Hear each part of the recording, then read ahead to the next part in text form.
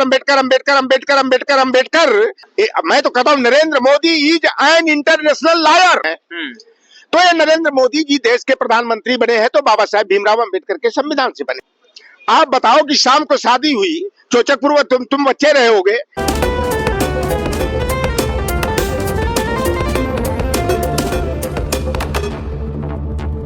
उत्तर प्रदेश में राम राज है।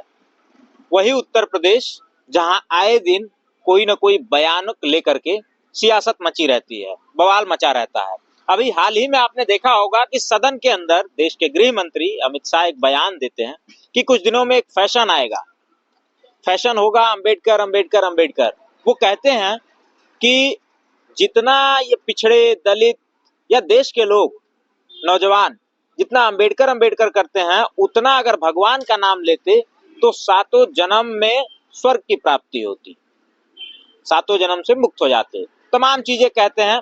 ये इस बयान को लेकर के देश का जो बहुजन वर्ग है, जो बाबा साहब को अपना हीरो मानता है, आइडियल मानता है, मानना भी चाहिए क्योंकि उनके जीवन में जो व्यापक बदलाव आए हैं उन्हीं की वजह से आए हैं, उसको लेकर के बवाल मचा हुआ है। हर जगह आंदोलन पे आंदोलन हो रहे हैं।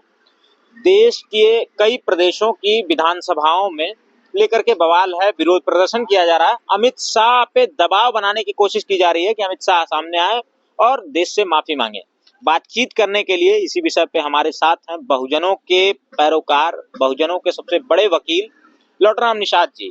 क्योंकि इस विषय पे यदि इनकी राय नहीं ली गई तो मुझे नहीं लगता कि किसी की राय कोई मायने रखती होगी, क्योंकि जमीन पे सबसे ज्यादा पिछड़ों या बहुजनों के मुद्दों को लेकर के कोई लड़ने वाला है तो लौटराम निषाद जी हैं। बातचीत करेंगे। स्वागत सर आपका। धन्यवाद जो है कि आपके ओबीसी चैनल को और आपके चैनल के जो भी व्यूअर हैं, मैं उनसे आग्रह करूंगा कि सब्सक्राइब करके, शेयर करके, लाइक करके जनता तक आवाज पहुंचाते रहें और चैनल को दौड़ाते रहें। सर कैसे देखते हैं आप इस बयान को? वो देश जिसका संविधान या पूरी व्यवस्था यूं कहें संविधान के बदौलत चलती है, बाबा साहब अम्बेडकर की बदौलत चलती है, उन्हीं की देन है कि आज स्वतंत्रता के साथ, आजादी के साथ कोई भी कुछ भी बोल सकता है। बाबा साहब पे ऐसी अशोभनीय टिप्पणी करने का सही है? देखिए, देश के गृह मंत्री का जो बयान बाबा साहेब अम्बेडकर के ऊपर आया, एक कहावत हमारे यहाँ कही जाती है कि सियानी बिल्ली खम्हा नोचे। आप देखें कि वन नेशन वन इलेक्शन का जब बिल ये लाते हैं संसद में, लोकसभा में बुरी तरह गिर जाता है और इनको डर सताने लगा क्योंकि मैजिक नंबर जो होता है केंद्र में सरकार बनाने का 272 का जी, इनके पक्ष के 20 सांसद गायब, पसीने छूट गए। 272 की जगह जो है केवल 269 पर सीमित हो गए। तो इन्हें लगा कि जैसे अटल बिहारी वाजपेयी की कभी सरकार एक वोट से 13 ही हो गई थी, कहीं विपक्ष के लोग एकजुट होकर के अविश्वास प्रस्ताव ला दिए तो हमारी सरकार जो है धराशायी हो जाएगी, धूल चाटना पड़ जाएगा। और अमित शाह उसी बौखलाहट में उन्होंने महामानव, जिन्होंने पिछड़ों, दलितों, वंचितों, अकलियत, पसमानदा, गरीब, गुरबा और सभी जाति, धर्म, वर्ग, संप्रदाय की बहन बेटियों को सम्मान से जीने का अधिकार दिलाए, महामानव बोधिसत्व बाबा साहेब डॉक्टर भीमराव अंबेडकर के ऊपर टिप्पणी करते हुए और प्रतिपक्ष के नेता, हमको लगता है कि जो लोग इस समय मुखरता से संविधान की बात कर रहे हैं, लोकतंत्र की बात कर रहे हैं, उन लोगों को निशाना साधते हुए इन्होंने 6 बार नाम लिया, अम्बेडकर अम्बेडकर अम्बेडकर अम्बेडकर अम्बेडकर अम्बेडकर। कहने वाले लोग अगर इस तरह से भगवान का नाम लेते तो 7 जन्मों का पाप धुल जाता है और 7 जन्मों से मुक्ति मिल जाती है और स्वर्ग में चले जाते। तो मेरी आपके चैनल के माध्यम से जो तरी पार की तरह ये बयान दिए हैं, ये गृह मंत्री का बयान नहीं लग रहा है। अरे भाई, अगर ये गृह मंत्री भी बने हैं तो बाबा साहेब भीमराव अंबेडकर के संविधान के तहत बने हैं, नहीं तो बनियागिरी करते। बाबा साहेब ने ये अधिकार दिया। आज उनके जो आका है, विश्व के सबसे बड़े झूठा नरेंद्र मोदी जी, सबसे बड़े झूठा, मैं तो कहता हूँ Narendra Modi is an international liar. तो आज नरेंद्र मोदी जो अपने को तेली जाति का बताते हैं, मोरघाची बिरादरी का बताते हैं, ये देश का प्रधानमंत्री तो सपने में नहीं बन पाते और आज बने हैं ये प्रधानमंत्री और अपने को नीच जाति का, पिछड़ी जाति का बताते हैं। गरीब माँ का बेटा बताने से भी नहीं लगाते। ट्रेन की बोगियों में चाय बेचने का बखान करते हैं। तो ये नरेंद्र मोदी जी देश के प्रधानमंत्री बने हैं तो बाबा साहेब भीमराव अंबेडकर के संविधान से बने। भैया मैं तो कहूंगा अमित शाह जी देरी मत करिए, काहे को नरक में भटक रहे हैं, काहे को देश का बोझ बने हुए हो, काहे को हमारे किसानों का, छात्र नौजवानों का भविष्य अंधकार में डाल रहे हो, देश के सरकारी उपक्रमों संस्थानों को बेचकर नौकरी और रोजगार के अवसर को खत्म कर रहे हो। आप स्वर्गवासी हो जाओ, स्वर्ग में चले जाओ, आपको इस पृथ्वी पर रहने का अधिकार नहीं है। इस पृथ्वी के बोझ बने हुए पृथ्वी से भार को कम करो। और बाबा साहेब भीमराव अंबेडकर का नाम लेते हुए अमित शाह कांग्रेस को कटघरे में खड़ा करते हैं कि बाबा साहेब को पंडित जवाहरलाल नेहरू के चलते जो है कानून मंत्री के पद से इस्तीफा देना पड़ा। अरे मैं तो कहूंगा अमित शाह जाकर के इतिहास के पन्नों को खंगाल लो। हिंदू कोड बिल का विरोध करपात्री नाम का एक मनुपुत्र था बनारस का रहने वाला, जब बाबू जगजीवन राम जी आए थे और डॉक्टर संपूर्णानंद की प्रतिमा का अनावरण किए थे तो बल्टा बल्टा पानी गंगा जी का मंगवा करके धुलवाने का काम किया। ऐसा वह तुच्छ जातिवादी करपात्री था। करपात्री और जिनको ये आदर्श मानते हैं, जो 1939 से लेकर 1942 तक जब देश आजाद नहीं हुआ था तो ये बंगाल में, असम में सरकार चलाए थे मुस्लिम लीग वालों से मिलकर के। डॉक्टर श्यामा प्रसाद मुखर्जी, इन लोगों ने हिंदू कोड बिल के विरोध में पूरे देश में धरना प्रदर्शन जनसंघ के लोगों ने, आरएसएस के लोगों ने, हिंदू महासभा के लोगों ने किया था। यहां तक कि संसद तक मार्च भी किया था। और पंडित जवाहरलाल नेहरू, बाबा साहब भीमराव अंबेडकर, जो हिंदू कोड बिल था, नारी मुक्ति का वो बिल था, जो नारी हमारी बहन बेटियों को अधिकार दिलाने का, पुनर्विवाह की व्यवस्था से संबंधित वो मामला था, संपत्ति रखने का और संपत्ति में उनके हक का मुद्दा था।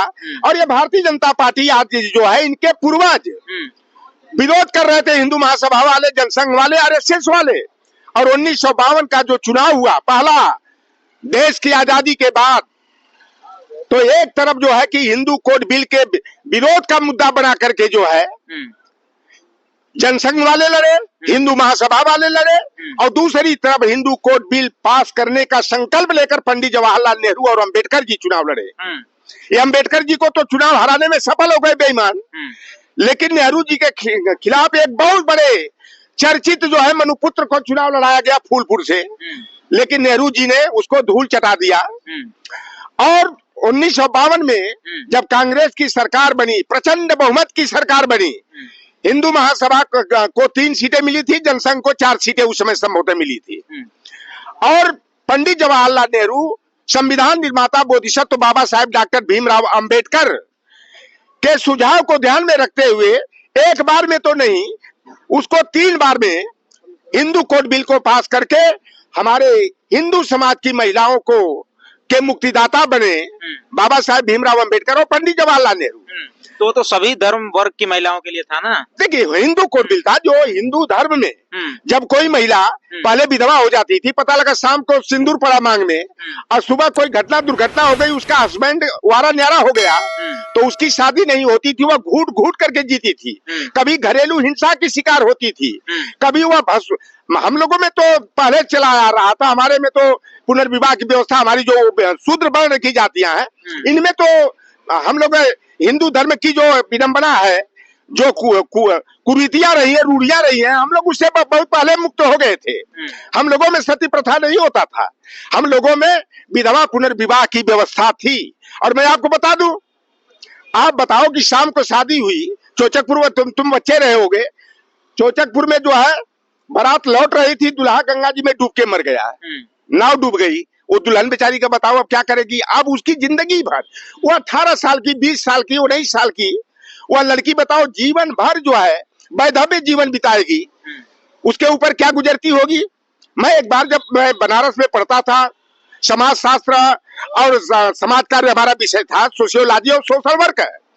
उसके बाद जब मैं पत्रकारिता कर रहा था तो रेड लाइट एरिया है शिवदासपुर में, शिवपुरवा शिवदासपुर में, जिसको मरुआ डी के नाम से जाना जाता है। मैं 22 80 नगर बधुओं का मैंने 62 से मैंने उनकी जानकारी को जुटाया, क्योंकि मैं लिखने और पढ़ने का शौकीन रहा हूं और मैं किसी बात को सुनी सुनी बातों पर विश्वास नहीं करता था जब तक कि प्रैक्टिकल नहीं कर लेता। मैं जब गया मरुआडीह रेड लाइट एरिया में, और 22 से लेकर के 40 बरस की जो जवान नगर बधुए थी, जो वेश्यावृत्ति के धंधे में जुटी थी, और मैंने उसमें से 53 लोगों का नाम देखा, तो दुबे, चौबे, पांडे, मिश्रा, शुक्ला, उपाध्याय, तिवारी, ओझा, झा, पाठक, यही नाम वाली मिली। और उनको मुक्ति दिलाने का काम जो है बनाया जब जा रहा था, तो यही भारतीय जनता पार्टी वाले, आरएसएस वाले, संघ वाले विरोध करते थे। तो यह देश की जनता जान रही है कि ये संविधान मिटाने के काम में जुटे हुए भारतीय जनता पार्टी के लोग किस तरह का नाटक कर रहे हैं, और ये देश बाबा साहेब भीमराव अंबेडकर के संविधान से चल रहा है। आज के समय में ये कह सकते हैं कि जो सत्ता में काबिज लोग हैं वो अनपढ़ हैं, और पढ़े लिखे हुए लोग उनको हजम नहीं हो पा रहे हैं। देखो, कुल मिलाकर के इनको संविधान से, जो बहुजन वर्ग के लोगों को सम्मान का स्थान मिला है, मजबूरी में ये भी राष्ट्रपति बना रहे हैं, मुख्यमंत्री भी बना दे रहे हैं, राज्यपाल बना रहे हैं, इनकी मजबूरी है। अगर ये संविधान बाबा साहेब भीमराव अंबेडकर का नहीं रहता तो ये बेईमान गांव का प्रधान नहीं बनने देते। ये तो गांव के भी प्रधान हमारे जो बन रहे हैं, ये तो कहिए धरती पुत्र परम पूज्य मुलायम सिंह यादव जी की देन है कि लोहार कुहार सुनार तेली तमोली बरई बारी नाई धोबी कुजला कसाई फकीर जुलाहा गद्दी घोसी हो, गडरिया हो, धनगर हो, पाल हो, काची हो, कुशवाहा हो, माली हो, सैनी हो, मल्ला हो, केवट हो, लोधी हो, ये इस तरह की जातियां। आप बताओ कि गहमर जैसे गांव का अगर कोई प्रधान बना, कनुआ का बेटा, भुजवा का बेटा, शेरपुर जैसे गांव का प्रधान कोई चौरसिया का बेटा बन गया, कानू का बेटा बन गया, रेवतीपुर जैसे सामंती गांव का प्रधान खरवार बन गया, गोर बन गया, डोम बन गया। तो ये बाबा साहेब भीमराव अंबेडकर के संविधान और उसका इम्प्लीमेंट करने वाले परम पूज्य मुलायम सिंह यादव जी थे, जो पंचायती राज अधिनियम 1994 और नगर निकाय अधिनियम 1995 के माध्यम से 27% ओबीसी को, 21% एससी को, 2% एसटी को और 33% हमारे समाज की माताओं, बहन, बेटियों को उन्होंने प्रतिनिधित्व का अधिकार दिया। गांव का प्रधान बनने के लिए, पार्षद बनने के लिए, सभासद बनने के लिए, चेयरमैन, मेयर बनने के लिए, प्रमुख और जिला पंचायत का अध्यक्ष बनने के लिए। तो ये बाबा साहेब भीमराव अंबेडकर के संविधान की और संविधान की बातों को सही तरीके से लागू करने का काम मुलायम सिंह यादव किया। तो इन बेईमानों को, जो हमारे बाप दादा को जमीन पर नहीं बैठने देते थे, खटिया पर अपने द्वार पर बैठे रहते थे, तो ये जूता चप्पल लाठी डंडे से पिटाई करने का काम करते थे। या महामानव अंबेडकर जो है कि मुक्तिदाता के रूप में उभर करके आए, और नेताजी जैसे महानायक हो, चाहे लालू प्रसाद महानायक हो, जो सामंतों की धरती, ये उत्तर भारत का दो बड़े प्रदेश हैं, बिहार और उत्तर प्रदेश, कि हम लोग सम्मान से जो है जीवन जी रहे हैं। हम लोगों को पढ़ने का, लिखने का, नौकरी में जाने का, सम्मान से जीने का जो अधिकार मिला है, वह बाबा साहेब भीमराव अंबेडकर के संविधान से और बहुजन वर्ग के तमाम महानायक, चाहे सामाजिक न्याय के प्रणेता कोल्हापुर रियासत के रियासतदार छत्रपति साहू जी महाराज हो, चाहे राम लखन चंदा पुरी हो, बीपी मंडलकर पुरी ठाकुर हो, चाहे बाबू राम स्वरूप वर्मा हो, पेरियार ईबी रामास्वामी नायकर हो, और जो ये वोट डालने का भी आपको अधिकार मिला, ये हमारे महापुरुषों की देन है। बाबू रामचरण निषाद जी हो, राजा राम कहार हो, शिवदयाल चौरसिया हो, राम प्रसाद अहिर जैसे लोगों के आंदोलन से जो है कि ब्रिटिश हुकूमत ने सबको वयस्क मताधिकार का अधिकार दिया, और बाबा साहेब ने सही तरीके से उसको संविधान में अपना स्थान दिया। इसलिए भारतीय जनता पार्टी बौखलाहट में है। और यह अमित शाह ने जो पागलपन का परिचय देते हुए अम्बेडकर जी पर बयान दिया, तो मैं फिर कहता हूं कि भैया स्वर्गवासी आप बन जाओ, स्वर्ग में आप चले जाओ, आपको मुक्ति मिल जाए। और हम लोगों को बाबा साहेब भीमराव अंबेडकर के संविधान और बाबा साहेब भीमराव अंबेडकर ने संविधान में जो व्यवस्था दिया है, शूद्र वर्ण, ओबीसी, एससी, एसटी, माइनॉरिटी को और हमारी बहन बेटियों को उस अधिकार के साथ हम लोगों को यही जीने दो। तो क्या लगता है, आप कह रहे हैं तानाशाहियों की सरकार है, क्या लगता है अमित शाह घुटनों पे आएंगे, माफी मांगेंगे? अमित शाह को पूरे देश से सार्वजनिक तौर पर माफी मांगना पड़ेगा, मांगना पड़ेगा माफी, और नहीं मांगेंगे तो अपना वो परिणाम भुगतेंगे। और यह देश बाबा साहेब भीमराव अंबेडकर के संविधान से चलेगा, मनुस्मृति के विधान से नहीं। जिस मनुस्मृति में स्त्री शूद्रो नध्यताम की व्यवस्था है, शूद्र और हमारी बहन बेटियों को पढ़ने के अधिकार से रोकने की व्यवस्था दी गई है। ये गुरु गोलवलकर का bunch of thoughts we are our nation who defined की नीतियां जो ओबीसी, एससी, एसटी, माइनॉरिटी, महिला विरोधी है, इन नीतियों के लागू करके हमारी बहन बेटियों को ये जैसे चारदीवारी में रख करके भोग विलास की मशीन बनाना चाहते हैं, बच्चा जनने की मशीन बनाना चाहते हैं। इनका सपना साकार नहीं होगा। और समाजवादी पार्टी जो है जिस तरह से बैरियर लगाया उत्तर प्रदेश में अपने पीडीए फार्मूला के तहत, और भारतीय जनता पार्टी का देखिएगा साल 6 महीना में इनकी विदाई होनी है। यह चंद दिनों के मेहमान है, इसलिए बौखलाहट में जो असल मुद्दे हैं देश के, समाज के, हमारे पिछड़े दलित के, छात्रों, नौजवानों के, किसानों के, इन मुद्दों से ध्यान भटकाने के लिए इस तरह के उटपटांग बयान दे करके जो है ध्यान को हटाने का काम करते हैं। लेकिन ये जनता है कि सब कुछ जानती है, भाजपा के असली रंग को, असली चाल और ढाल को अब ये जनता जान गई है। और ओबीसी को बजरंग बली कह रहे हैं योगी आदित्यनाथ, और ओबीसी को कटवा रहे हैं, ओबीसी को हक हकूक से वंचित कर रहे हैं। चाहे कोई भी भर्ती हो रही है, खुलेआम जो है ओबीसी एससी के जो संवैधानिक अधिकार हैं उसको कुचला जा रहा है। उत्तर प्रदेश आरक्षण नियमावली के हो, चाहे केंद्रीय आरक्षण नियमावली हो, उस पर जो है कि तलवार चलाने का ये काम कर रहे हैं। इसलिए अब जो है इनके बहकावे में ये केशव प्रसाद मौर्य हो, चाहे राकेश साजान हो, चाहे ओम प्रकाश राजभर हो, चाहे संजय निषाद जैसे लोग हो, चाहे स्वतंत्र देव सिंह कुर्मी हो, चाहे अनुप्रिया पटेल जैसे लोग हो, अब ये जो है भारतीय जनता पार्टी इनको आगे चारा के तौर पर आगे करके शिकार बनाती आ रही थी। लेकिन अब इनका खेल खत्म होने वाला है। अब इन जो जाति गत राजनीति करके जो सौदेबाजी करते हैं, उनका समाज जो है उनके असली चेहरे को पहचान गया है, उनका सामाजिक बहिष्कार करेगा। और जनता उत्तर प्रदेश में पीडीए के साथ चलेगी, अखिलेश यादव के साथ चलेगी, और 2027 में जो है समाजवादी पार्टी की सरकार बनेगी। और अखिलेश यादव जी जो नेताजी के सपने अधूरे रह गए हैं, मुख्यमंत्री बनकर उन सपनों को साकार करेंगे। ठीक है, बहुत बहुत धन्यवाद सर हमसे बातचीत करने के लिए। हमारे साथ बहुजनों के फायर ब्रांड नेता लौटराम निषाद जी थे, जिनसे बातचीत हुई। क्योंकि आज के समय में बहुजनों की जो लीडरशिप है, जो नेता हैं, जो नायक हैं, उनकी छवि को धूमिल करने के लिए हर जगह उनकी छवि को गिराने का काम किया जाता है। इस पर बहुजन समाज क्या एक्शन लेता है ये देखना होगा। क्योंकि अभी हाल ही में आपने देखा होगा विरोध का आलम पूरे देश में ये है कि जगह जगह नारे लगाए जा रहे हैं, जुलूस निकाले जा रहे हैं, यात्राएं निकाली जा रही हैं बाबा साहब भीमराव अम्बेडकर जी के सम्मान में, और माफी मांगने की अपील की जा रही है।